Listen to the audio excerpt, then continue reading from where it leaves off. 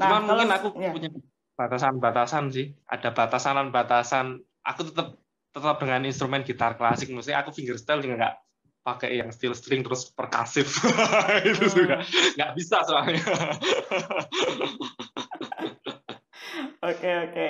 Nah, kalau selama jadi komposer, apa sih challenge yang dihadapi selama ini? Mungkin bisa kasih tips juga kalau buat teman-teman yang baru mulai pengen nulis komposisi nih. Sebenarnya mesti dimulai dari mana sih buat mengkompos itu? Apakah mesti belajar dulu teori musik sampai level tertentu sehingga tahu batasan-batasannya dalam kompos sebuah karya? Atau itu suatu hal yang ya udah ngalir aja gitu, dapat inspirasi melodi ini tinggal di translate ke dalam not balok kayak gitu. Oh, kalau bermula sih sebenarnya nggak ada patokan. Emang dia harus belajar secara akademis atau secara teoritis. Tapi kalaupun itu dia punya kesempatan itu kan lebih baik karena dia bisa bisa lebih apa ya berproses lebih apa ya ilmiah apa apalah semacam kita menulis penelitian atau menulis sebuah artikel itu kalau kita punya Sistematis teorinya lah kan ya. ya sistematis lah. Nah, Eh, Satu hal tips yang mungkin itu berpengaruh berat untuk awal orang menulis komposisi itu memang kita harus terlatih mendengarkan itu sebelum kita membubuhkan tulisan notasi itu atau ngarang-ngarang. Tentu kan kita kayak orang analogi orang belajar bahasa Inggris gitu ya. Kita kan pasti kalau cuma baca doang tanpa ngerti ini diucapkan bagaimana, kita kan pasti bingung kan. Ini mengucapkan pronounce-nya gimana. Kita harus dengerin orang atau video rekaman orang mengucapkan itu dulu. Nah, baru kita bisa niruin ataupun kita merangkai kata-kata sendiri. Nah, semacam analogi kayak gitu sih. Mendengarkan itu poinnya. maksudnya jadi kayak memperlebar referensi musik gitu ya, dengerin si komposer ini, dengerin si komposer ini, apa kayak gitu? Ya bisa. Dan juga nggak terbatas komposer ya. Style-style musik juga penting juga sih. Macam-macam. Hmm. Misal ini pengen bikin yang kayak gini atau misal nih katakanlah aku ekstrim tuh selain denger ini ya avant-garde yang noise segala macam gitu ada juga musik-musik misal kayak Afrika musik world music itu menarik juga untuk elemen-elemen kita belajar. Iya, iya. Bahkan kalau anak komposisi yang dulu beberapa yang aku kenal, mereka kalau bikin project itu biasanya udah bukan dengerin musik, mereka dengerinnya kayak suara-suara di keseharian, suara noise mobil lah, suara di jalanan lah, yang kayak gitu-gitu, dan dia jadiin Iya, komposisi. Cuma kan itu buat ya, ditranslate kalau ke gitar agak sulit ya. agak sulit. Nah mungkin dia kalau kalau dia dengerin musik-musik yang model kayak gitu mungkin bisa ini nih bisa nemuin motif apa gitu terus Iya, dicomot iya, ya kayak iya. kasus aku tadi. Iya, ya, dapat dapat Ini dapat tadi ritmiknya lah kata-kata ya. Iya, iya, apa iya. Dapat ritmiknya gitu, dapat ritmiknya dulu, ya baru tambahin notasi not balok gitu. ya Ya. dijadiin tas Iya, iya, iya. Iya. Tapi selama yang ada batasan. selama kompos lagu, terutama untuk album ya, San, pernah nggak terbentur sama pemikiran ini?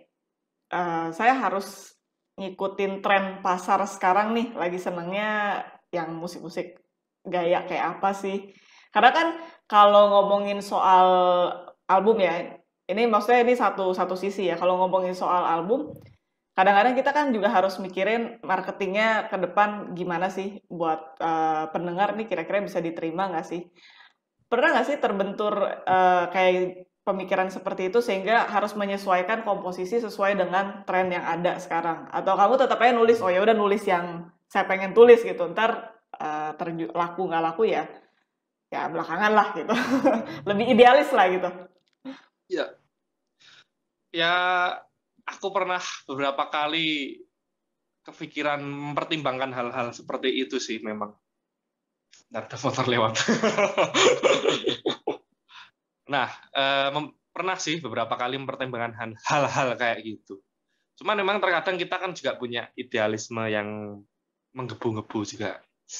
Biasanya aku sih akhirnya kalau nggak benar-benar nggak ketemu jalan tengahnya, itu nyari ini kira-kira apakah ada poin-poin yang masih bisa diterima untuk publik yang mendengarkan nanti. Misal nih kayak kemarin nerbitin single sih, rilis single. Judulnya White Pen. Itu awalnya sketsanya itu lebih lebih berat daripada itu. Cuman nggak begitu pula aku reduksi, aku ringanin sampai ya katakanlah tren pasar banget lah, ngepop yang ini banget lah. Karena di situ esensi karakterku, aku main pop, main ini juga, cuman nggak, ketika bikin musik orisinil itu terkadang ada batasan-batasan, aku jangan terlalu kayak gini, aku jangan terlalu kayak gitu. Nah, kayak gitu. Tapi keputusanku akhirnya bisa mungkin ketika tak reduksi itu masih bisa dinikmati orang lain. Tapi itu parameternya agak subjektif ya. Ya minimal inilah harmoninya masih tonal atau masih bisa inilah, nggak berat. Sama patternnya catchy ya, itu biasanya yang tak jadiin jalan tengah itu nyari pattern, pola, motif yang gampang nyantol di ingatan orang. Misal kayak kemarin itu polanya itu terus. Oke. Nah, sebelum kayak gitu misalkan buat sebuah single, sebelum dirilis biasanya kamu tanya nggak kayak pendapat beberapa orang ini, kira-kira kalau didengar masih enak nggak ya di telinga orang awam kayak gitu? Ada nggak ada jalur proses seperti itu nggak? Oh ya, ada ini ya, kayak uji produk. Iya kan biasa kalau orang nulis buku kan kadang di ACC dulu ya, dilihat ada yang kurang atau enggak gitu. Itu sering tak lakuin sih, sering. Nah itu tadi lupa tak omongin sekalian. Itu juga tak nilaikan ke beberapa orang. Ini kamu dengerin ini nggak, bisa menikmati nggak, atau keberatan, biasanya kayak gitu sih. Atau terlalu misal, nah ini biasanya sudut pandangnya ada dua. Aku nyari dua sudut pandang sih. Dia orang yang awam bukan musik, sama orang yang memang belajar musik. Biasanya dia kan lebih ini ya, biasanya lebih prefer yang lebih berat ya gitu. Kalau untuk konteks ini menurut kamu ini terlalu ini nggak, terlalu ngindustri nggak, atau ini masih ada sedikit value idealisnya nggak, misal kayak gitu. Itu dari sudut pandang yang orang musik. Kalau yang awam ya itu kamu masih bisa ini nggak, nerima nggak, bisa nikmati nggak gitu. Oke. Nah, kalau soal gitar klasik nih, aku nggak tahu ya kalau di Jogja apakah beda dengan di Jakarta. Tapi maksudnya peminat gitar klasik di Indonesia menurut kamu gimana, San? Apakah semakin berkurang atau justru semakin banyak nih yang tertarik sama gitar klasik? Kalau untuk Said ini sih aku sejujurnya melihat agak ada kemerosotan. Ya, ada kemerosotan interest ya. Kalau menurut kamu tuh sebaiknya apakah gitar klasik itu mulai menyentuh, ini ngomongin di Indonesia ya, apakah mulai menyentuh lagu-lagu yang lebih populer gitu tapi dimainkan dengan gaya klasik, mungkin jadinya jadi kayak ke arah fingerstyle ya, dan nanti baru diperkenalkan lagi repertoar klasik yang saklek. Menurut kamu apa sih yang bisa dilakukan supaya ya gitar klasik ini masih ada lah, nggak mati gitu, masih bisa diketahui lah? Kalau aku tuh menurut sudut pandangku sih, masalah gitar klasik terus kita mainin lagu-lagu pop kayak gitu tuh aku pikir udah banyak dilakuin, cuman ya memang belum cukup untuk apa ya, bener-bener kayak balikin gitar klasik jadi lebih inilah, lebih punch di publiknya, lebih ini banget. Aku pikir ini sih, ini kalau media-media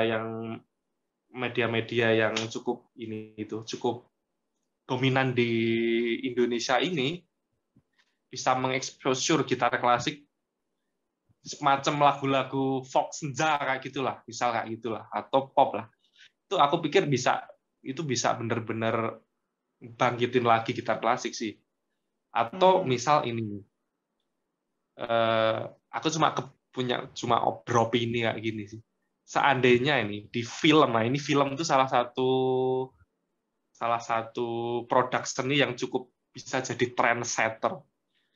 Seandainya di film itu tren backsound-nya OST-nya itu Hmm. mulai mulai ke arah musik instrumental tuh. Ya, Nah, ya. itu bisa bisa makin lama tuh gitar klasik masuk tuh di situ dan menyebar tuh ininya exposure-nya. Hmm. Kalau sampai gitar klasik jadi OST sebuah film yang booming di Indonesia, wah itu kayak John Williams mainin Cavatina itu top chart di Inggris. Iya, iya, Beneran. iya, benar-benar. Booming gitar klasik itu. Berarti memang mesti ngandelin Ya, media-media besar ya. Kalau nggak ya nggak dapat, iya, memang nggak dapat exposure ya. iya, iya. Aku pikir itu sih, aku cuma berharap di suatu saat nanti ada film yang OST-nya itu instrumental dan itu gitar klasik kayak gitu, itu bisa bisa bener-bener ini sih dapat exposure yang luar biasa. Hmm. Karena memang ya semakin kita zaman semakin berkembang gitu kan, ya memang kita semakin jauh sama zaman si komposer. Contohnya ya barok begitu lah, itu udah sangat jauh banget kan Iya, sama sama kita. Jadi yang nggak ada referensinya bahkan kalau anak-anak zaman sekarang untuk dengerin lagu-lagu zaman itu. iya. Kalau di Jogja sendiri banyak nggak sih pementasan atau mungkin pertunjukan musik klasik? Sebenarnya cukup sering kalau di Jogja itu, apalagi di sini tuh kalau kita bicara musik klasik atau gitar klasik. Musik klasik general dulu. Generalnya. Kalau musik klasik cukup sering, apalagi di Jogja itu mulai ada beberapa tahun terakhir ini ada Keraton Royal Symphony Orchestra, kalau nggak salah itu. Hmm. Jadi Keraton Jogja itu punya orkestra klasik gitu, kayak gitu, dan selalu selalu bikin pertunjukan klasik, bahkan kayak Iskandar Wijaya itu sering dijadiin solisnya. Selain itu sih, ini sih di tingkat-tingkat kayak universitas-universitas itu sering banget ada pertunjukan, meskipun lingkupnya ya lingkup-lingkup anak-anak mahasiswa dan publik kalau nggak update mengikuti info-info dari kampus sendiri ya nggak bakal dapat infonya. Tapi Hmm. kalau yang memang publik kayak misal di Jakarta itu apa? Ada classic house tuh yang ini ya. Iya, Itu rutin ya. Nah, Kak, itu hal-hal kayaknya semacam sih itu ya rutin sih kayaknya. rutin ya. Cuma nggak tahu deh, aku belum ngikutin lagi belakangan. Karena ada pandemi Ya, ini ya. nggak tahu juga dia masih rutin apa enggak. Yang kalau nggak salah kayak Mas Tedo tuh pernah beberapa waktu yang lalu tuh main kan, Mm, mm. Nah itu baru baru lihat dia mulai main ada lagi tuh lagi. di situ. Nggak tahu lagi Oh, setelahnya lo apakah nonton? masih ada. Enggak, sayangnya. Oh ya ya. Nah kalau di Jogja kayak gitu tuh kadang ada kadang enggak kalau akhir-akhir ini. Hmm, oke, Bukan oke. sesuatu yang terprogram rutin. Maksudnya kalau ada grup yang pengen bikin konser, nah, cuma kayak gitu kalau ada sebuah kelompok chamber atau solis yang mau bikin konser itu baru ada. Biasanya setahun ya ada lah, meskipun presentasinya nggak banyak. Setiap tahun pasti ada. Dan itu Hmm, organize dari pihak pihak si musisi sendiri, bukan bukan karena ada apa ya suatu lembaga atau apa yang memang sponsorin bikin konser ini ya kayak gitu cara. hmm, hmm, hmm. Sayangnya di ranah itu masih belum ada kerutinan sesuatu yang rutin sih. Kalau potensi seorang gitaris klasik solo nih ya. Kalau menurut kamu Ya. gimana? Karena em, kalau dulu aku sekolah di Eropa kan memang mereka culture-nya nonton ini ya, nonton musik klasik. Tapi itu pun Hmm. udah mulai menurun dan biasanya yang datang udah umur 40 tahun ke atas atau bahkan 50 Oh, tahun ke atas gitu. Dan kalau ada konser ya lansia-lansia. iya, ya dia lagi gitu kan datang kan. Ya mungkin bisa bisa dibilang mereka datang juga karena kalau yang lansia gitu ya udah gak ada kegiatan kan. Kalau Hmm. ada event ya mereka datang gitu. Walaupun mereka sebenarnya mungkin gak tertarik sama gitar klasik. Tapi biasanya ya konser-konser klasik lumayan full lah di sana. Nah kalau misalkan di Indonesia menurut kamu gitaris solo klasik itu bisa berpotensi nggak sih? Atau harus berkolaborasi dengan mungkin gitaris lain atau instrumen lain? Atau contohnya bikin ensemble, bikin kuartet kayak gitu yang mungkin lebih menarik dari segi visual. Pertanyaan berat.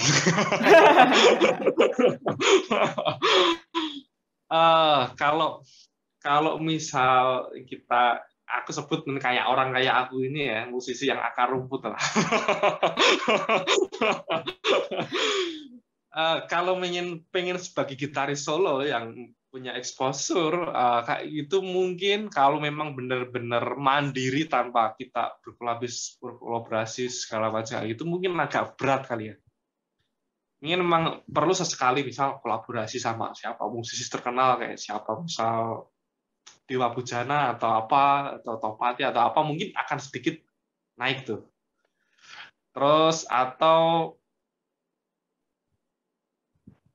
aku agak ini sih agak nggak menjamin juga. Aku sendiri sebenarnya sejujurnya agak merasa struggle sih sebagai untuk profesi ya.